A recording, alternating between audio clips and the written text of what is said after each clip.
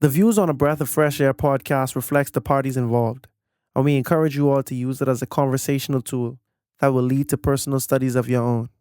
Hallelujah. Hallelujah. Hallelujah. Hallelujah. Welcome to a Breath of Fresh Air podcast. Here with your hosts, Earl Roberts and Nakhaz Gay. As a young person, Christianity can be so foggy, like smoke in the mirrors and so unclear. But we're here to bring you a breath of fresh air.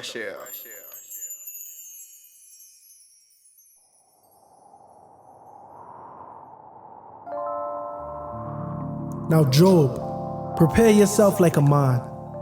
I will question you and you shall answer me. Would you indeed annul my judgment? Would you condemn me that you may be justified? Have you an arm like God? Or can you thunder with a voice like his? Then adorn yourself with majesty and splendor, and array yourself with glory and beauty. Disperse the rage of your wrath. Look on everyone who is proud and humble him. Look on everyone who is proud and bring him low. Thread down the wicked in their place. Hide them in the dust together. Bind their faces in hidden darkness. Then I will also confess to you that your own right hand can save you. Look now at the behemoth, which I have made along with you. He eats grass like an ox. See now, his strength is in his hips, and his power is in his stomach muscles. He moves his tail like a cedar. The sinews of his thighs are tightly knit. His bones are like beams of bronze. His ribs are like bars of iron. He is the first of the ways of God. Only he who made him can bring him near his sword. Surely the mountains yield food for him, and all the beasts of the field play there. He lies under the lotus trees, in a covert of reeds and marsh. The lotus trees cover him with their shade. The willows by the brook surround him. Indeed, the river may rage, yet he is not disturbed. He is confident, though the Jordan gushes in his mouth, though he takes it in his eyes, or one pierces his nose with a snare.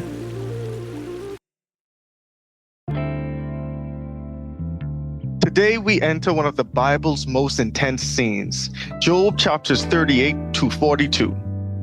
After silence and suffering, God finally speaks from a whirlwind, challenging Job with questions that reveal the mysteries of creation, justice, and divine wisdom. Join us as we explore this powerful response and witness Job's journey from questioning to awe and redemption. As always, be blessed and enjoy.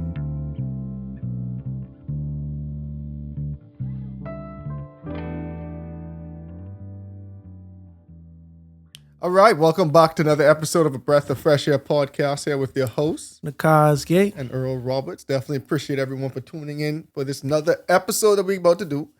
Yeah, let's get it. So, we in Psalms, Proverbs. You should be in Proverbs. Should be in Proverbs 7. Proverbs 7. Yes, sir. All right. My son, keep my words and treasure my commands within you. Keep my commands alive. Keep my commands and live. And my laws as the apple of your eye. Bind them on your fingers. Write them on the tablet of your heart. Say to wisdom, you are my sister, and call understanding your nearest kin. That they may keep you from the immortal woman, from the seductress who flatters with her words. For at the window of my house I looked through my lattice, and saw among the simple, I perceived among the youths a young man devoid of understanding, passing along the street near her corner, and he took the path to her house.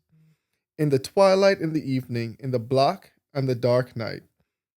And there a woman met him, with the attire of a harlot, and a crafty heart.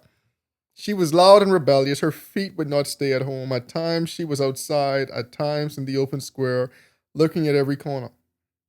She caught him and kissed him. With impudent face, she said to him, I have peace offerings with me.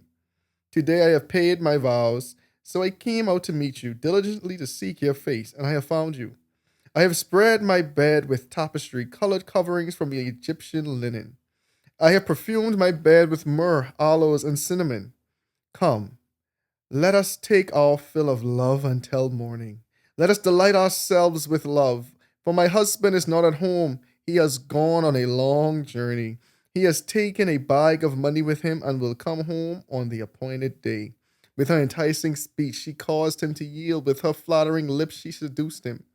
Immediately he went after her, as an ox goes to the slaughter, or as a fool to the correction of the stocks, till an arrow struck his liver, as a bird hastens to the snare. He did not know it. It would cost his life. Now therefore listen to me, my children. Pay attention to the words of my mouth. Do not let your heart turn aside to her ways. Do not stray into her paths, for she cast down many wounded, and all who were slain by her were strong men. Her house is the way to hell, descending to the chambers of death. Yes, the King James version call it a strange woman,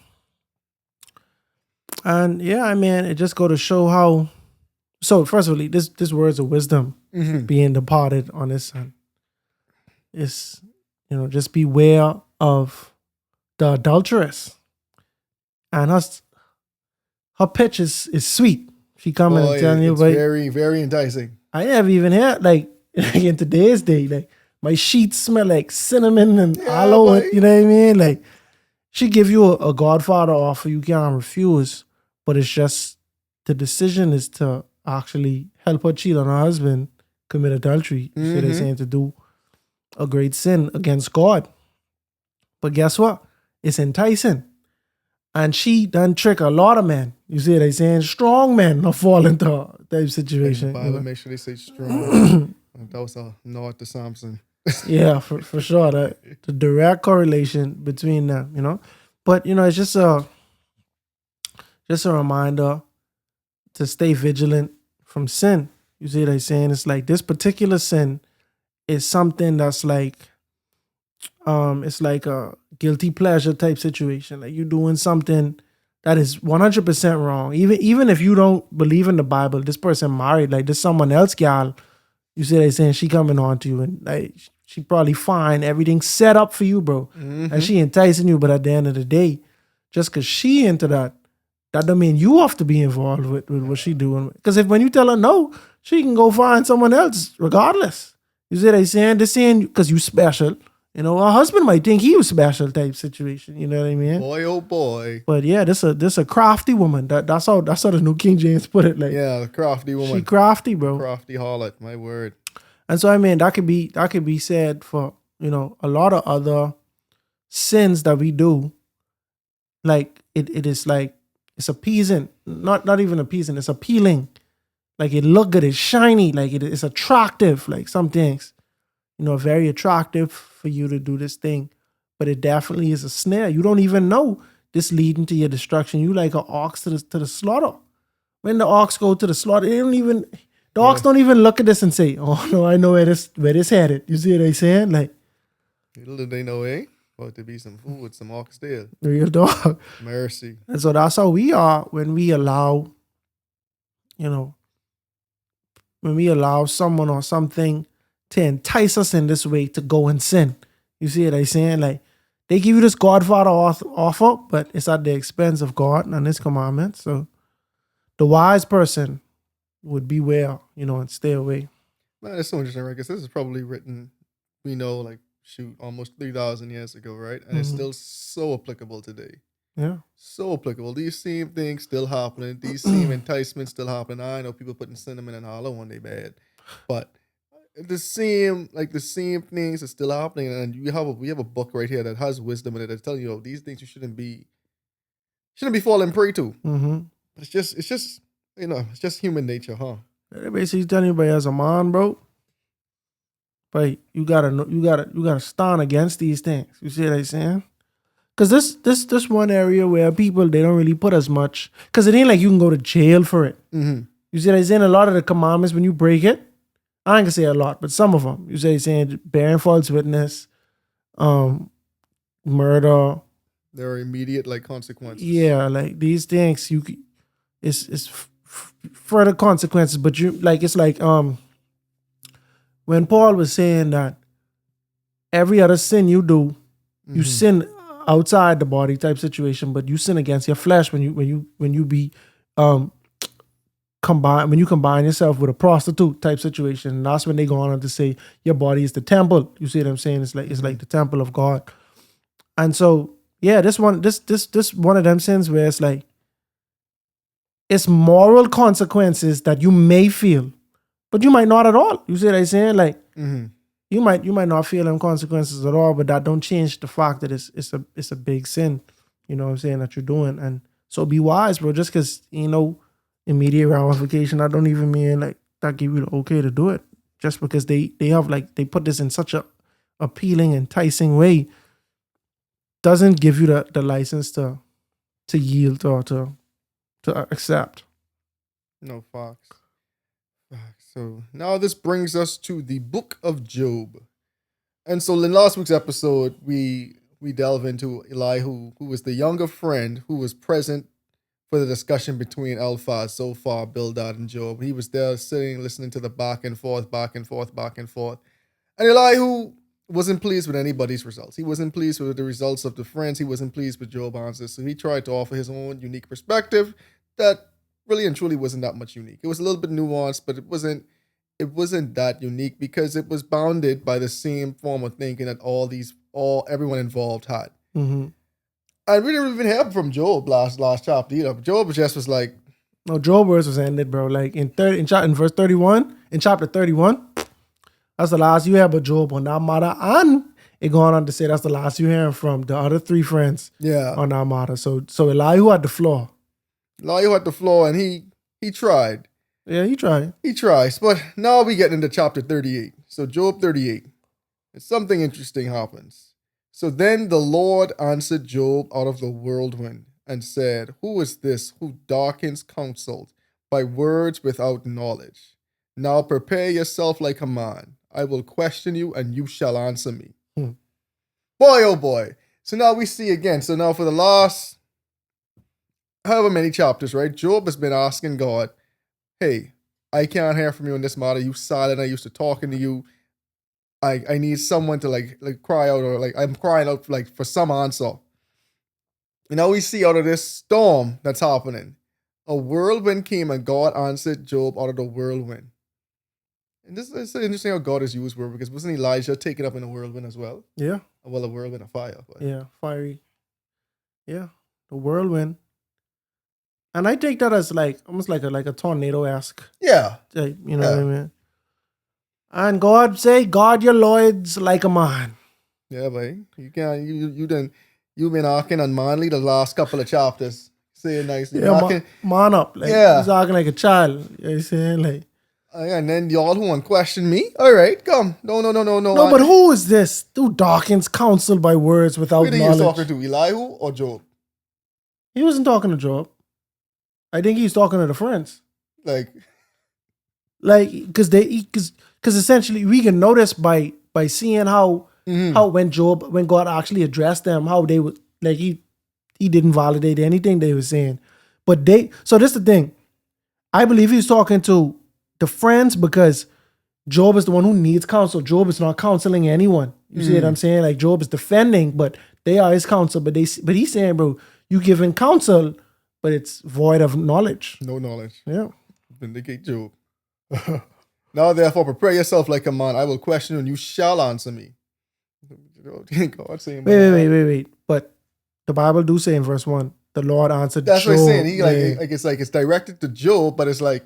Yeah, but he was saying, who is it that is giving counsel without knowledge? Like he wasn't saying, Job, you giving counsel without knowledge. Mm-hmm. Gotcha. And so Job is trying to get these questions answered. God saying, no. I come in here to talk to you, but it ain't gonna be on your terms. I could do the questioning. You know what I mean? I could do the questioning. Exactly. So God proceeds. Where were you when I laid the foundations of the earth. Tell me if you have understanding. Who determines its measurements? Surely you know. Or who stretched it? Who stretched the line upon it? To what were its foundations fastened? Who laid its cornerstone? When the morning stars sang together and all the sons of God shouted for joy? Or who shut the sea with doors when it burst forth and issued from the womb? When I made the clouds its garment and thick darkness its swaddling band. When I fixed my limit for it and set bars and doors, when I said, this far you may come, but no further, and here your proud waves must stop. Have you commanded the morning since your days began, and caused the dawn to know its place, that it might take hold of the ends of the earth, and the wicked shall be shaken out of it? It takes on form like clay under a seal, and stands out like a garment. From the wicked their light is withheld, and the upraised arm is broken. Have you entered the springs of the sea? Or have you walked in search of the depths? Have the gates of death been revealed to you? Or have you seen the doors of the shadow of death? Have you comprehended the breadth of the earth? Tell me if you know all of this. Where is the way to the dwelling of light, and darkness, where is its place? That you may take it to its territory, that you may know the paths to its home. Do you know it because you were born then, or because the number of your days is great? Have you entered the treasury of snow, or have you seen the treasury of hail, which I have reserved for the time of trouble? Mercy. For the day of battle and war? That's crazy. That's crazy. You don't even know the bank of hail and snow and bad weather I just got. Just reserved. I reserved this for the time of trouble, bro. Crazy. By the way the light is diffused, or the east winds gather over the earth, who has divided a channel for the overflowing water, or a path for the thunderbolt, to cause it to rain on land where there is none, a wilderness in which there is no man, to satisfy the desolate waste, and cause to spring forth the growth of tender grass? Has the rain a father, or who begotten the drops of dew? From whose womb comes ice, and the frost of heaven, who gives it birth? The waters harden like stone, and the surface of the deep is frozen. Can you bind the cluster of Pleiades, or loose the belt of Orion? Can you bring out Mazzaroth into its season, or can you guide the great bear with its cub? Do you know the ordinances of the heavens? Can you set their dominion over the earth? Can you lift up your voice to the clouds, that an abundance of water may cover you? Can you send out lightnings that they may go, and say to you, here we are? Who has put wisdom in the mind, or who has given understanding to the heart? Who can number the clouds by wisdom, or who can pour out the bottles of heaven? When the dust hardens, it clumps, and the clods cling together. Can you hunt the prey for the lion, or satisfy the appetite of young lions when they crouch in their dens or lurk in their lairs to lie and wait? Who provides food for the raven, who, when its young ones cry to God and wonder about a lack of food? So we see Job, see God has a lot of Rhetorical questions. for Job, because God know the answer to all of these is no. Right. But God trying to show Job, like, bro, you trying to question me, but you don't even understand the comprehensiveness of all the things I do. Right. You cannot begin to understand these things. So, because it's without context, you landed on your assumptions and the questions you asked. But when you talk about me, you got to talk about everything I do. You can't just talk about this one thing that I did to you, because it lacks context. Now let me give you all the context. You know who make the grizzly bear? You know what I mean? Like, you know who does the reign of a father? Every time I read that, I see like, bro, that's a hard bar, bro. Like, that's the reign of a father, bro. In a matter of fact, he say, do you know what a bank is for the snow and the hail? That I stored up for the time of trouble. Just there. It's just there, bro. You think it might end. And you know what's so funny with that? Like, they talk about, like, when we was younger, bro, in school, they used to tell us about, like the amount of water in the earth and how it's it's diminishing because of, like, global warming and stuff like that, right? Think about the bank. God say play that. Yeah, play. I have a bank. Like, even though we see it less and less, like, that might be it's saying, like, the bank has lessened and lessened and lessened because I use it for this and that. Anyway, I ain't getting too deep into that because I ain't no scientist or whatever. But God basically saying, bro, y'all don't know, you don't know me, bro. You don't know me, straight up. And that's funny because we saying the whole time that Job was justified in his actions. Job was right. But in the same time, I ain't trying to say Job was wrong, but Job was uninformed. You see what I'm saying? Because Job was right in that he did not sin. You see what I'm saying? But now, all of the implications you making on God, oh, God is do this, God is do that type situation, you can't have these type of, there's no way that you know what you talking unless you factor in everything about me. You see what I'm saying? And I trying to tell you this a dangerous line of thinking you going on because you don't know these things, bro. And let me show you don't know these things. And I telling you, brace yourself. We about to have a manly talk right now, but you ain't gonna duck this. You see what I'm saying? No. Like, you was around here sulking and crying, rightfully so. I know what you going through, but buckle up now. But it's so interesting, right? Because we see even Job and his friends multiple times talk about, like, the greatness and the majesty of God, right? And we see God even coming down and expounding on some of these same questions. Y'all, like, because Elihu was just talking about this storm that God ended up coming in this same storm and talking to Job. Yeah. But y'all saying, bro, y'all think y'all understood how majestic I am, but let me really start breaking down some of these things to you, for you even to realize how much you don't comprehend. And I know everything. Because some of these things, God ain't even saying what I do, you know. But I trying to say, do you know? Do you know, bro? Who can number the clouds by wisdom? Or who can pour out the bottles of heaven? And my boy say, have the gates of death been revealed to you? Or have you seen the doors of the shadow of death? And I was like, are there really doors? I think that's proverbial, but yeah. I know, but it's like, oh, okay. So God continues, right? So now he says, do you know, in chapter 39, do you know the time when the wild mountain goats bear young? Or can you mark when the deer gives birth? Can you number the months that they fulfill? Or do you know the time when the bear young? They bow down, they bring forth their young, they deliver their offspring.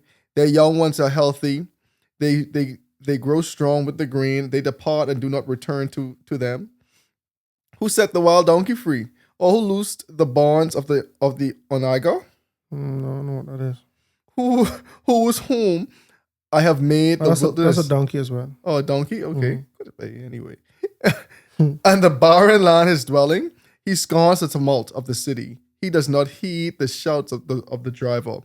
The range of the mountains is his pasture, and he searches after every green thing. Will the wild ox be willing to serve you? Will he bed your manger? Can you bind the wild ox on the furrow with ropes? Or will he plow the valleys behind you? Will you trust him because his strength is great, or will you leave your labor to him? Will you trust him to bring home your grain and gather it to your threshing floor? The wings of an ostrich wave proudly, but are her wings and pinions like the kindly storks? Or she leaves her eggs on the ground and warms them in the dust. She forgets that a foot may crush them, or that a wild beast may break them. So she treats her youngs harshly, as though they were not hers. Her labor is in vain, without concern. Because God deprived her of wisdom and did not endow her with understanding. When she lifts herself on high, she scorns the horse and its rider. Have you given the horse strength? Have you clothed his neck with thunder? Can you frighten him like a locust? His majestic snorting strikes terror. He paws in the valley and rejoices in his strength. He gallops into the clash of arms. He mocks at fear and is not frightened, nor does he turn back from the sword. The quiver rattles against him, the glittering spear and javelin. He devours the distance with fierceness and rage, nor does he come to a halt because the trumpet has sounded. At the blast of the trumpet, he says, "Aha!" He smells the battle from afar, the thunder of captains and shouting. Does the hawk fly by your wisdom and spread its wings towards the south? Does the eagle mount up at your command and make its nest on high? On the rocks it dwells and resides, on the crag of the rock and the stronghold. From there it spies out for prey. Its eyes observe from afar. Its young ones suck up blood, and where the slain are, there it is. I just keep on going real quick. In verse chapter 40, moreover, the Lord answered Job and said, "Shall the one who contends with the Almighty correct him? He who rebukes God, let him answer it."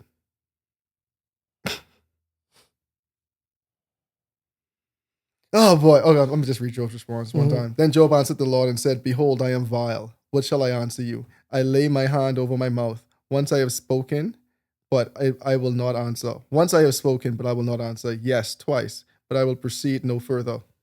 Yeah, you nothing you could say to that. No. It is a rhetorical question. I mean, like, so Job, you're supposed to be laying out your case, eh? Yeah. Hey, Ain't this what you wanted, this is right? what you wanted, right? You want to talk to God, right? Yeah. Mm-hmm. Well, that's interesting too, though. But yeah, I mean, at the end of the day, Job was righteous. He didn't do anything to deserve what he quote unquote deserve. But the way he conduct himself, it still wasn't ideal. It still wasn't ideal because God had to come and check him too. God saying, "Buddy, you got some little flawed logic here. Let me try, shed some light." No, but see, God didn't even come at any logic at this moment. God was just like, "But who do this? Who do that? Who do that?" Like, you gotta understand who I am, bro. And that might be to your point. There's logic on who God is. Like, you speaking on me, but you don't understand. But like, and it's like our parents used to have to do that every now and then. Like you'd be like, "Well, mommy, you don't do this and that and the third." And mommy will have to be like, "Hold on now.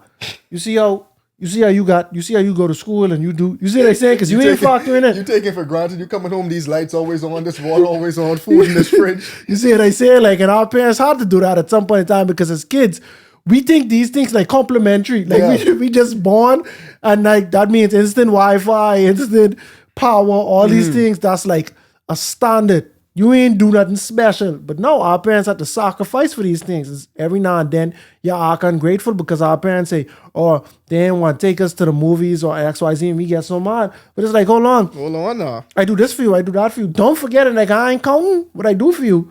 But factor that in when you complain about me. Because you ignoring that part. You got to consider these things. So I consider it. Oh my, so now in verse 6, then the Lord answered Job out of the whirlwind and said, "Now prepare yourself like a man. I will question you and you shall answer me. Would you going to say something? Oh, no. Would you indeed annul my judgment? Would you condemn me that you may be justified? Have you an arm like God? Can you thunder with a voice like his?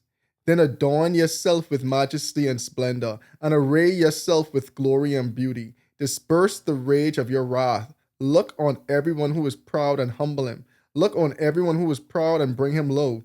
Tread down the wicked in their place. Hide them in the dust together. Bind their faces in hidden darkness. Then I will allow you to confess. Then I will confess to you. Then I will also confess to you that your own right hand can save you. Look now at the behemoth, which I made along with you. He eats grass like an ox. See now, his strength is in his hips, and his power is in his stomach muscles. He moves his tail like a cedar. The sinews of his thighs are tightly knit. His bones are like beams of bronze, his ribs like bars of iron. He is the first of the ways of God. Only he who made him can bring near his sword. Surely the mountains yield food for him, and all the beasts of the field play there. He lies under the lotus trees in a covert of reeds and marsh. The lotus trees cover him with their shade. The willows by the brook surround him. Indeed, the river may rage, yet he is not disturbed. He is confident, though the Jordan gushes into his mouth, though he takes it in his eyes, or one pierces his nose with a snail. I see why people that do start to be in the hippopotamus. Yeah. Because when you It think, just sound when you start saying like, oh, he in the marshes and thing, and he big, and and then he eats grass, his power in his hips. yeah, you see what I'm saying? I really could see that. But he moves his tail like Like the a cedar. I don't know. They don't really have tails, for real. They got a small... Yeah, they got a small little tail. Anyway, to be debated. Okay, let's keep going. Chapter 41. Can you draw the Leviathan with a hook, or snare his tongue with a line which you lower? Can you put a reed through his nose, or pass his jaw with a hook? Will he make many supplications to you? Will he speak softly to you? Will he make a covenant with you? Will you take him as a servant forever? Will you play with him as with a bird? Or will you leash him for your maidens? Will your companions make a banquet of him? Will they apportion him among the merchants? Can you fill his skin with harpoons, or his head with fishing spears? Lay your hand on him. Remember the battle. Never do it again. Indeed, any hope of overcoming him is false. Shall one not be overwhelmed at the sight of him? No one is so fierce that he would dare stir him up. Who then is able to stand against me? Who has preceded me that I should pay him? Everything under heaven is mine. I will not conceal his limbs, his mighty power, or his graceful proportions. Who can remove his outer coat? Who can approach him with a double bridle? Who can open the doors of his face with his terrible teeth all around? The rows of his scales are his pride, shut up tightly as with a seal. One is so near another that no air can come between them. They are joined one on another. They stick together and cannot be parted. His sneezings flash forth light, and his eyes are like the eyelids of the morning. Out of his mouth go burning lights. Sparks of fire shoot out. Smoke goes out of his nostril, as from a boiling pot, and burning rushes. His breath kindles coals, and the flame goes out of his mouth. Strength dwells in his neck, and sorrow dances before him. The folds of his flesh are joined together, and they are firm on him and cannot be moved. His heart is as hard as stone, even as hard as the lower millstone. When he raises himself up, the mighty are afraid. Because of his crashings, they are beside themselves. Though the sword reaches him, it cannot avail, nor does spear, dart, or javelin. He regards iron as straw, and bronze as rotten wood. The arrow cannot make him flee. Sling stones become like stubble to him. Darts are regarded as straw. He laughs at the threat of a javelin. His undersides are like sharp potsherds. He spreads pointed marks in the mire. He makes the deep boil like a pot. He makes the sea like a pot of ointment. He leaves a shining wake behind him. One would think the deep had white hair. On earth there is nothing like him, which is made without fail. He beholds every high thing. He is king over all the children of pride. Now, that one, people say that's the crocodile or alligator? They try to say it's some type of sea lizard, but boy, Yeah, I hear someone flat out say it was the saltwater croc, right? Which one of them is being the saltwater? I can't remember. crocodiles. Crocodile, and these get big. Mm-hmm. These get much bigger than the ones we see online. But I don't know. They ain't got no fire coming out of them. Like. Yeah, and you could say that's what it called metaphor, right? But that, to me, that just like it have some similarities, but like the way it's explained, like I don't know, like that just don't add up to me, because even when you say there's none like it on the land, like do we have crocodiles and gators. You see what I'm You saying? got gators, you got caimans, you got all type of things. that look like Kimono that. dragon, stuff like that. But yeah, so I ain't too sure. And then the thing, but the ocean is that the ocean is so vast that you could there's discover new species of fish all the time because we know more about space allegedly than we know about the actual oceans, which the is ocean. crazy. You see what I'm saying? Like it's just so vast and it's hard to get to the spots to uncover some of the secrets of the deep, you know? And so we could have had a very massive sea animal to the point where it's like this overpowering vessel, you see what I'm saying? And we don't have it today. You see what I'm saying? Like I could imagine us having something very powerful in the water that kind of more fits the Leviathan that God is describing. It could have been possible, right? Because like even now, like the megalodon is an example of a very large fish that's no longer living. Mm-hmm. And then even when you look at Asian folklore, bro, I ain't gonna say it is folklore, Like all them Chinese dragons, bro. but they put so much emphasis on dragons, bro, like very long dragons, like you know, and so yeah, and some of them dragons were water based. in the sea. So So that's kind of what I picture. That's kind of what I picture. And I ain't saying it's some big Loch Ness monster type situation. I think it's something as practical as the animals that we have today. But I do think it was some great, really big animal. If we had a fish big enough to swallow Jonah, and that fish might have not been that big to swallow Jonah, because there's plenty of fish that's bigger than humans. You know what I mean? Them fishes be huge, but you know, it's when you're watching Discovery Channel and they on Shark Week, right? And they say, "Oh yeah, this is like a 21-foot great white shark." And you're like, "Hold on now, Exactly. that fish is bigger than some boats." Yes. You say saying, and then you don't want to talk about the whales.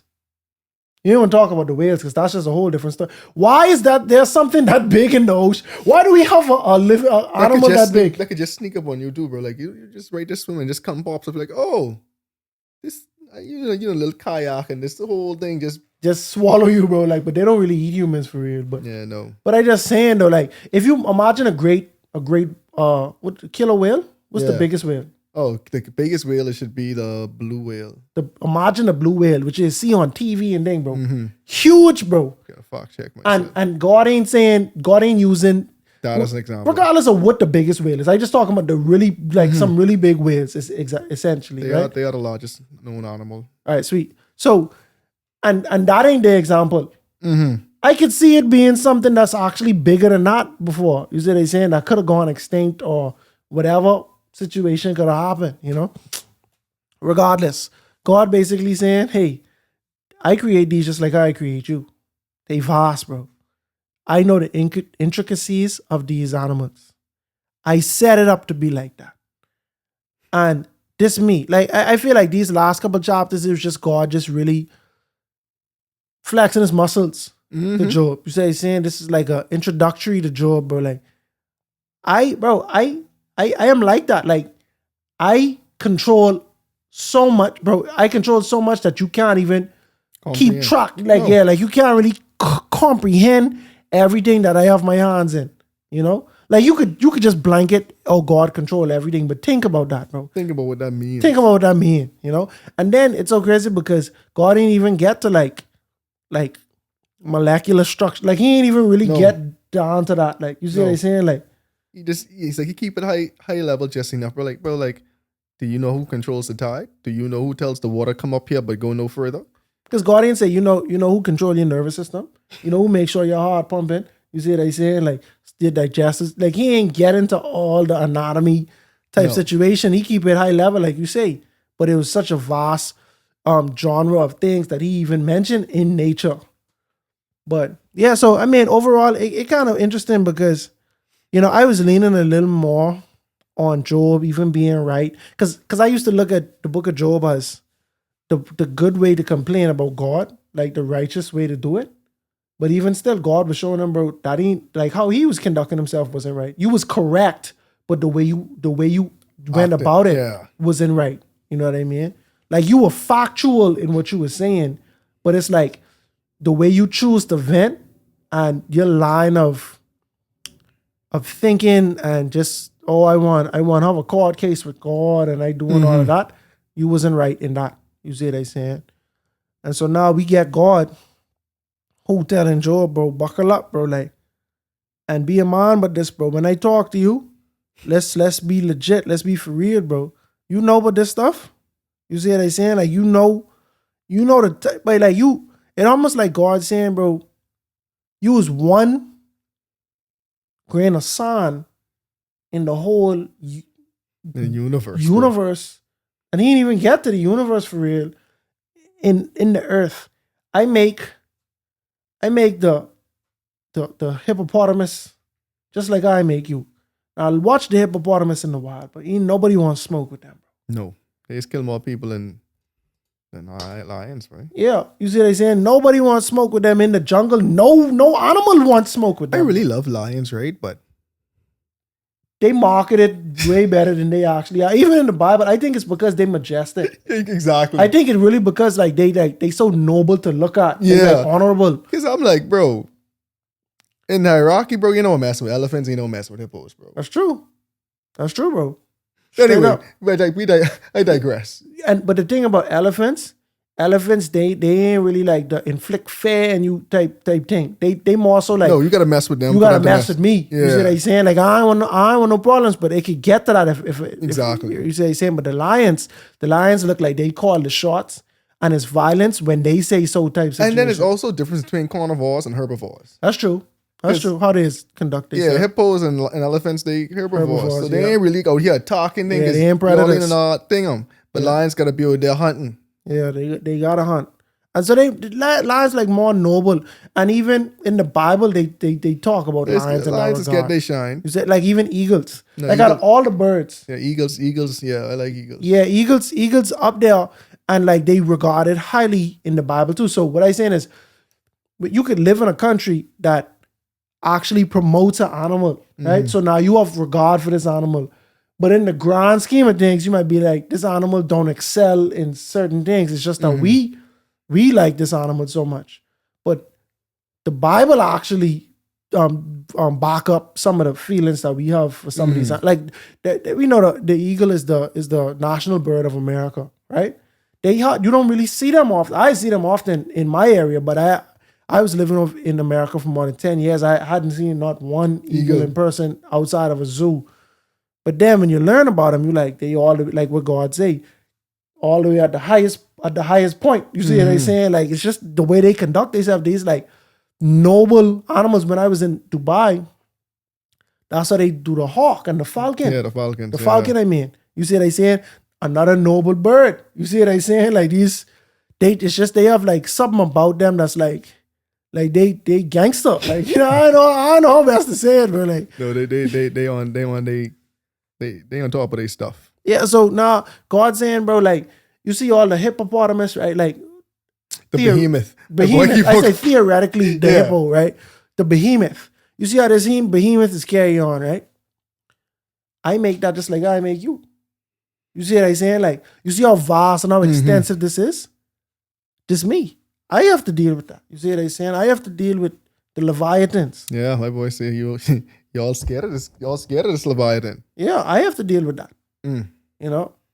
And so You can't even explain. Like, God really break down, but you see the Leviathan, his scales together, so air don't penetrate. Like he breaking down all this stuff. Like you don't even think about this. you don't even know what these things do, bro. You think it's just a design on them. You know? All right, so now in Job 42. Then Job answered the Lord and said, I know that you can do everything, and that no purpose of yours can be withheld from you. You ask, who is this that hides counsel without knowledge? Therefore I have uttered what I did not understand, things too wonderful for me, which I did not know. Listen, please, and let me speak. You said, I will question you, and you shall answer me. Therefore I have heard you by the hearing of the air. Now my eye sees you. Therefore I abhor myself, and I repent in dust and ashes. And so it was. After the Lord had spoken these words to Job, that the Lord said to Eliphaz the Temanite, my wrath is aroused against you and your two friends, for you have not spoken of me what was right, as my servant Job has. Now therefore take yourselves 7 bulls and 7 rams. Go to my servant Job and offer up for yourselves a burnt offering. And my servant Job shall pray for you, for I will accept him, lest I deal with you accordingly to your folly, Mercy. because you have not spoken of me what is right, as my servant Job has. So Eliphaz the Temanite and Bildad the Shuhite and Zophar the Naamathite went and did as the Lord commanded them, for the Lord had accepted Job. And the Lord restored all of Job's losses, and he prayed for his friends. Indeed, the Lord gave Job twice as much as he had before. Then all his brothers, all his sisters, and all those who had been acquaintances before came to him and ate food with him in his house. And they consoled him and comforted him for all the adversity that the Lord had brought upon him. Each one gave him a piece of silver and each a ring of gold. Now the Lord blessed the latter days of Job more than his beginning, for he had 14,000 sheep, 6,000 camels, 1,000 yoke of oxen, 1,000 female donkeys. He also had 7 sons and 3 daughters. And he called the name of the first Jemiah, the second Keziah, and the name of the third Karen Hapush.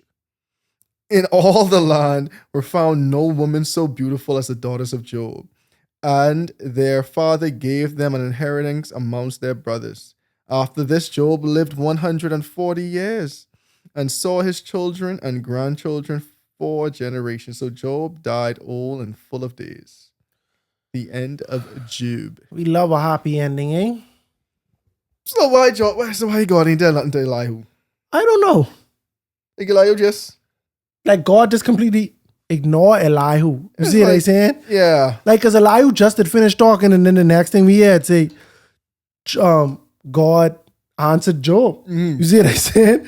So no one even acknowledged Elihu, bro. They say Elihu just... He just there, man. he just was there, Jared. He like Scrappy Doo. Let me at him.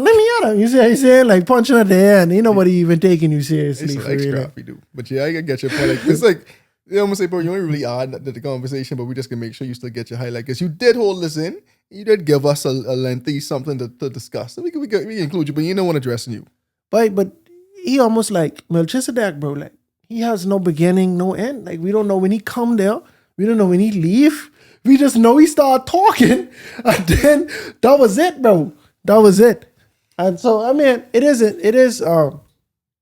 kind of funny because Elihu provided stuff, and then when God come in, he was like, "Yo, who this is talking without wisdom, right?" So I thinking that's he talking to Job about Job's friends. But when we get to this chapter, we know in fact he was talking about Job. He's talking about Job. He basically saying, bro, the conversations you having above your pay grade, bro. Mercy. You don't have the wisdom to conduct such conversations, bro. Mercy. It's like baseless, like what you talking, you know? And Job repent of that. To me, that's like but it's still like when you get arrested for resisted arrest. Job was already arrested. Now he was talking on his case. But he was talking fool when it come to this case. So you actually was in the wrong after the fact. You saying you was in the right, you get punished. Then while you was punished, you was in the wrong. You get a little way with there. Yeah, you see what I'm saying? And so God had to show him that. It's so interesting though, because like God gone on a rant for Job. But a short spiel for his friends. Yeah, you say, bro, y'all was wrong. Yeah, because see, and that's where it get hard, you know, because everybody agreed on God's majesty. There was no disagreement there. But it's God's justice that they disagreed on. But they was wrong in that saying God only is do good to good and bad to bad. Yes. And God was like, y'all wrong. Y'all wrong. Only Job spoke wisely about me. You see what he's saying? But it is true because they lack nuance. Like to me, it ain't a bad thing what they were saying, but they lack nuance. Again, it's like if you go back and read Bildad, Eliphaz, and so far, even as we go back to our previous episodes, everyone, but it's like they were making sound arguments. Mm-hmm. They were making sound arguments because based on our perception, this would make sense. And that's where it gets so wrong, because now they couldn't see outside. Like even with last episode, we was talking about like how transactional it becomes. If it's just good, oh, I do good, this happens. I do bad, this happens. It's like, oh, so if I just do enough good, I have enough blessings that's gonna stock up. Mm-hmm. So the minute something go wrong, you always start thinking like, babe, so like, babe, what I do, babe? Type thing. It goes in, bro. It don't wake like that. Even though that's like the common trend of thought, that trend of thought is incorrect. Yeah. Completely incorrect. And now you guys was Y'all arguing and condemning a man. and I was making up stuff. Quite well, I was making up stuff. Yeah, y'all was bearing false witness, actually, because y'all was saying, but you was doing this, you was doing that. How you saying that? Mm-hmm. How you come up to that conclusion, bro? You know this for a fact, because you speaking like you know this for a fact. You speaking like this facts, but this a lie.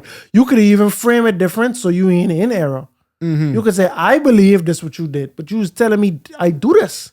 Exactly. They was making up sins for Job, and I was like, no, I'm not too pleased with that. Yeah.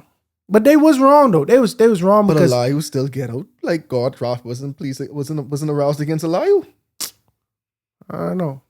They see, because Elihu ain't really had a chance to double down on anything. Yeah, Elihu ain't get too deep in the weeds. You see what I'm saying? Although he is very repetitive. See, that's the thing though. Elihu basically was remixing what everyone else say, bro. You was the carbon copy for real.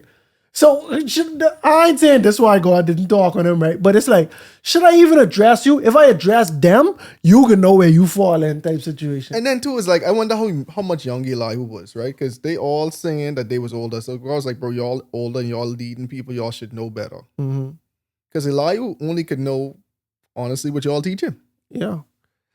And it's funny because Job ended up living 140 years, they say, after that. Yeah, right. But even if Job was 20 at the time, that's 160. But we know he wasn't because he had so much kids. He had 10 kids. But he had 10 more kids, bro. It was interesting that Job still had like family. He had brothers, sisters. And I was like, where y'all was when this man was going through? No, but he was repulsive to them, remember? Even his breath was repulsive to his wife. Thing is, bro, why y'all here now? Y'all want to eat with me when I strong again? Boy, no, boy. See, Job, this is how I know Job is a better man than me. I feel the same way. I know, bro. I couldn't look past that for real. Like, it would have eaten me alive to look past that. Wait, Bildad, Eliphaz, and so far come around me before y'all, because at least I might not like what they were saying, but at least they come and check up on me. Right, at least they was there for me. You know Even what I'm though they was saying? talking foolishness around my head. Exactly. But like, yo, it's my sister and brother, and they all in. Wait, what you mean? And now they box around, come here eating and not breaking bread. Nope. Yeah, boy. Nope, but see, that's why God wasn't going to bless me. But look at me, I being transactional again. Yeah, again, see it there. But I ain't gonna lie, like I think I would be able to. I think you could still come around me. You still as my sibling, but yeah. I would remember it every time though.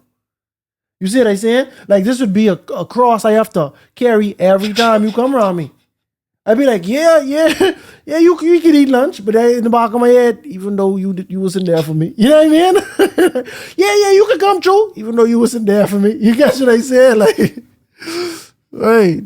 That would have been a hard one, but they was breaking him off something every time they see him though. They come with gifts and money and things. I know. Yeah, but it's so interesting, right? Because again, we see God still never give Job a reason as to why. Mm-hmm. You know, it's like God ain't never say, oh, this is what happening. This would actually happen. Like you pass the test. God ain't say, but I ain't even got to worry about that. Because I might have come and do that, but now you start talking so reckless in your suffering. I need to come check you on these things to remind you who I is. But that's the only reason why God even come. God didn't come to give a reason because Job didn't need a reason. Mm-hmm. Job know he didn't do nothing wrong. Just call him Job, babe. Yeah. Job know he didn't do nothing wrong, bro. You see that? I guess you wouldn't need a reason like why this happened, although I didn't do nothing wrong. Yeah. But Job already understand. It don't have to. Yea, though he slay me, yet I trust him. Yeah, but Job understand that badness don't. God could bring this on you whether you do right or wrong. Like these things can happen. Job already understand that, you know.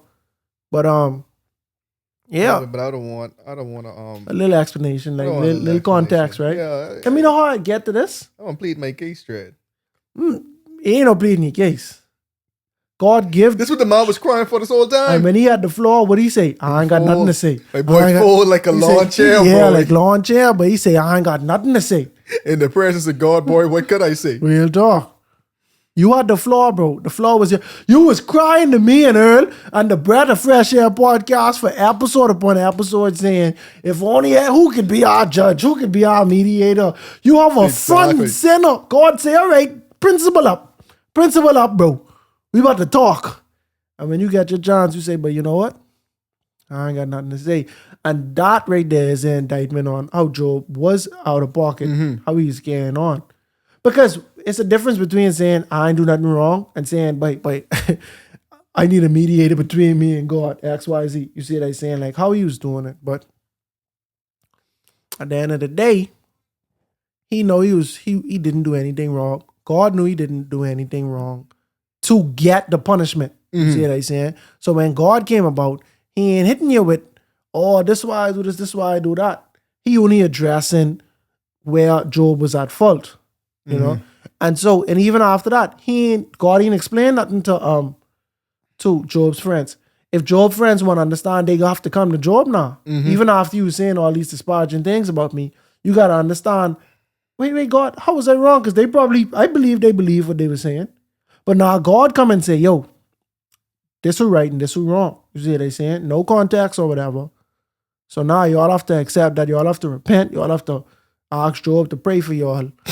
You know what I'm saying? And if you really want to know, you got to have that conversation with Job. You know what I mean?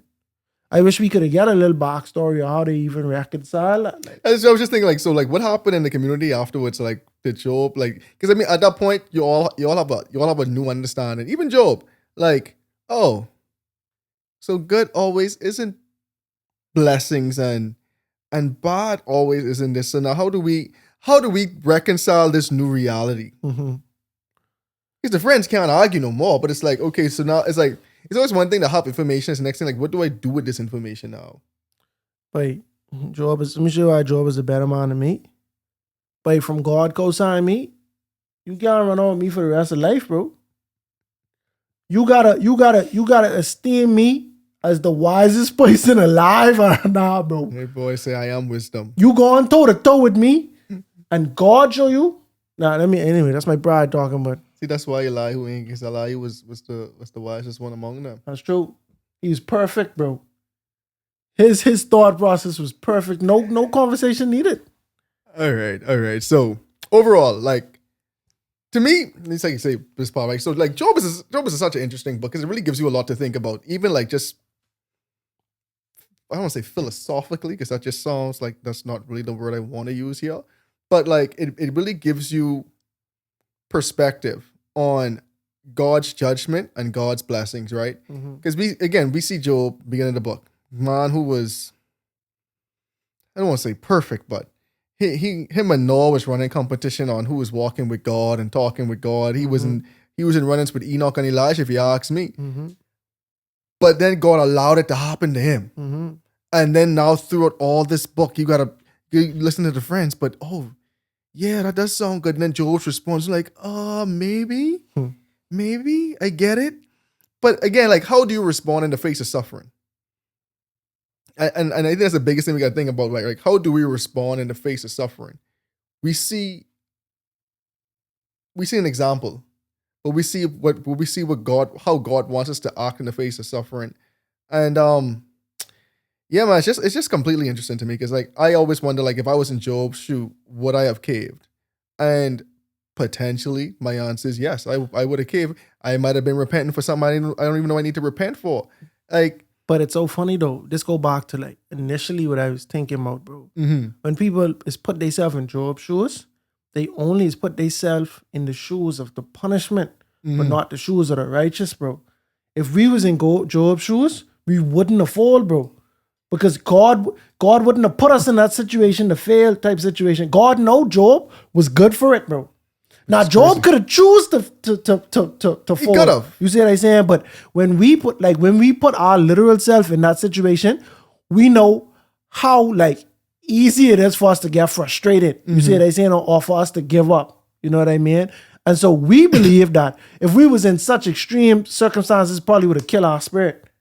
But God already knew how upright Job was, and that these type of things, that God, it started off with God saying, without saying, but he was indirectly saying, Job's circumstances don't determine how he worship me. You see what I'm saying? Or how he feel about me. So you can put Job in this circumstance. He's not going to fall because that's not a determinant of Job's righteousness. You see what I'm saying? And so if we was in Job's shoes, we would only get there if we was already upright and walking type situation. So that's why Eliphaz and Bildad, them ain't really get choose. They ain't get choose, bro.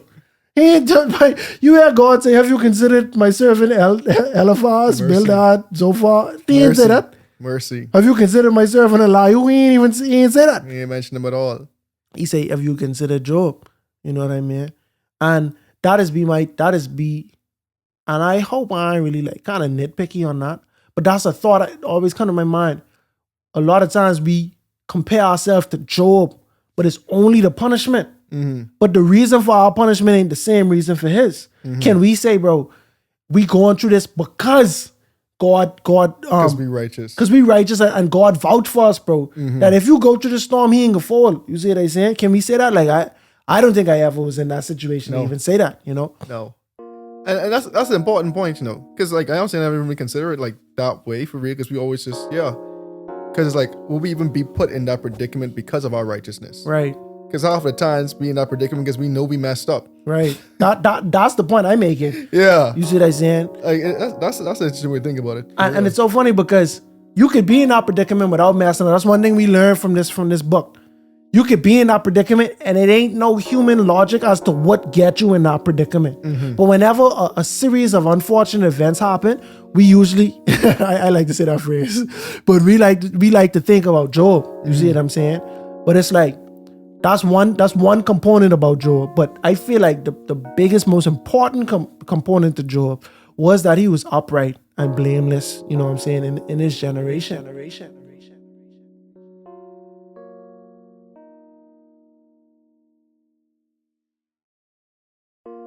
On this final installment of the book of Job, we hear from God as he questions Job about his limited knowledge. God asks Job questions about creation, about the mysteries of the world, about the majestic creatures that he's created. His goal was to show Job how limited his knowledge and wisdom is compared to God. And Job completely understands. Then God chastises Job's 3 friends for not speaking what is right, and he commands Job to offer a sacrifice on their behalf. And when it was all said and done, God restored all that Job lost, plus more. He was blessed more in the end than he was in the beginning. Next, we're going to discuss another book of wisdom, Ecclesiastes. But we'll talk more about that on the next episode of A Breath of Fresh Air. Tonight's episode included voice acting by your host, Nakhaz Gay. Remember to go ahead and research on your own in order to get a more firm understanding of tonight's episode. And if you enjoyed it, make sure to like, subscribe, and share with your friends. You can follow us on social media at A Breath of Fresh Air Pod on Instagram and BOFAPOD on Twitter. Thanks everyone, and we'll see you next week.